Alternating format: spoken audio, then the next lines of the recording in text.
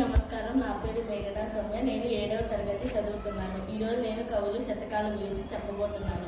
పోతన, భాగవతము, పంక్యప్పల నరసయ్య, కుమార శతకం, మారద వెంకయ్య, భాస్కర శతకం, పోతులూరి వీరబ్రహ్మమ్మ, కాళికాంబ సప్తశతి, గుబ్బలచెన్నడు, గుబ్బలచెన్న శతకం, ఏనుగు లక్ష్మణ కవి, సుభాషిత రత్నావళి, చుక్కాకోటి వీరభద్రమ్మ, నగదా శతకం, గద్దల శాములు, హితోక్తి శతకము, జెండామాన్ ఇస్మాయిల్, ఆంధ్రపుత్ర శతకం, దూర్జటి, శ్రీ కాళహస్తీశ్వర, కంచర్ల గోపన్న, దాశరథి, నార్ల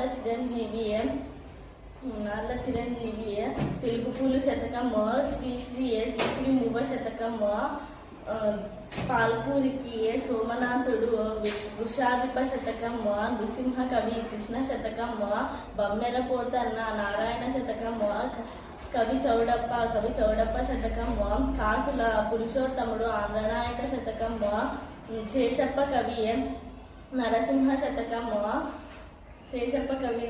శతకం, వెన్నెలకంటి జన్నయ్య, దేవకీ నందన శతకం,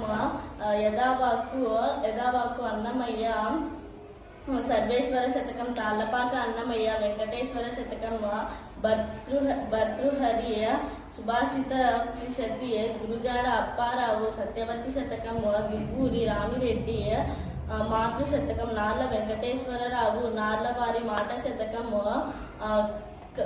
కూచి మంచి తిమ్మ కవి, శ్రీబర్గ శతకం, సత్యవోలు సుందర కవి, రాజశేఖర శతకం. ధన్యవాదాలు.